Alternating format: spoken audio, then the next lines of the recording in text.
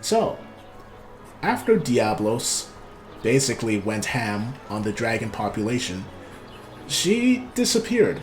She went underground. Nobody knows where she went. She kind of became a mythical figure. Basically, everyone in Aria knew about her. But her concrete legacy, aside from the fact that now magic was possible across the entire world, was her children. I mentioned before that she had children. To replace her family, she had a lot of husbands and a lot of kids. Don't ask me how she managed it, man. I don't know, but she did. And as a result, her bloodline was passed down.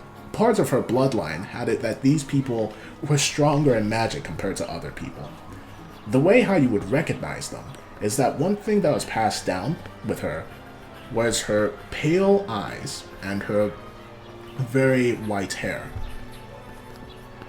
These people were known as the Lunarians, and they began to lead Aria, though they renamed it. They called it Lunaria in what's the word? Honor of Lunaris, because without her, well, they'd all be dead. And as time went by, people began to... The legend of Diablos and Lunaris began to mix to a point that some people began to see Diablos as Lunaris, but in mortal form. Mortal, quote unquote, because most people believed that she was still alive somewhere. But either way, the Lunarians ruled over Lunaria for many, many, many years. The throne and nobility was based purely on whether or not they had Diablos' blood within them, or if they married someone and had kids with the blood within them. That wasn't important. The important thing was they had a bit of a elitist streak. They believed that anybody that was untalented in magic was kind of considered subpar. So, anyone that wasn't able to use magic was kind of made into a lower class citizen or slave. And life was pretty terrible for these people. They were given the jobs that nobody wanted. It was awful. Well, jobs nobody wanted, subpar living conditions, never were really able to be given the same opportunity that people with magic were. Yep, that sounds like elitist bullcrap to me. Yep. This continued until somebody discovered something. Down in the mines, somebody by the name of Broxton discovered something very, very interesting. When you use certain materials, you're kind of able to reproduce some of the things that you could do with magic. For example, use sticks, get fire, but use metal, get sparks. Add fuel to sparks, you get fire, but position this fuel in a certain way, you get flamethrower, or a bomb, aka a fireball. Alchemy. Indeed. Well, he didn't call it alchemy. He called it some weird thing called science. But either way. Science. It's a weird name. Yeah, who's heard of it?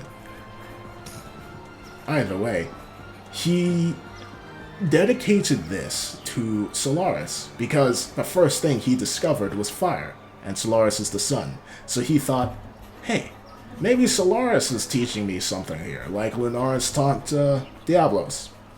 So the first thing he did was very, very, very quietly gather a group of people so that they could experiment and see what science was capable of. A few decades later, utilizing everything that they learned, he and some rebels fought against the Lunarians.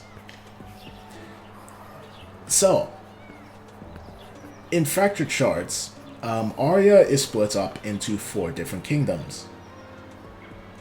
At the end of the rebellion, Aria was split up into 2 kingdoms, Lunaria and Solaria. They basically, the rebellion fought back the Lunarians halfway through the continent. And at the end, they kind of just stayed there in a stalemate, a cold war. They agreed to a temporary peace to recoup their losses. And it stayed that way for the next 400 years. Any questions? Actually, no. I think I understand everything. Yeah, you're on that. So essentially, well, does that mean they're like still at war? They're just like, what's it called? In a stalemate, the war could start up at any time. Yes. Always looking ready. Essentially, the Lunarians had never fought anyone before. They kind of just blew them away with magic, and what's a normal person gonna do if some dude that's flying around with fire or magic or whatever just walks up to them? You can't exactly punch them into submission. You would have to get close enough to do that, and they ain't gonna let you do that before killing you. So then, how are they going to respond if a motherfucker walks up with a gun, you know? They didn't have the capabilities to deal with that. Which is why they got fought back.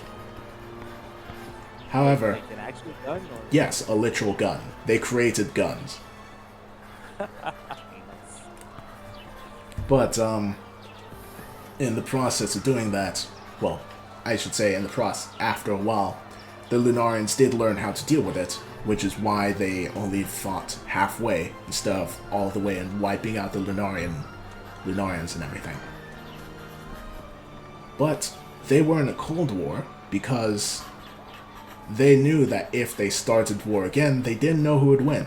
The Solarians were developing their technology as much as the Lunarians were developing their magic.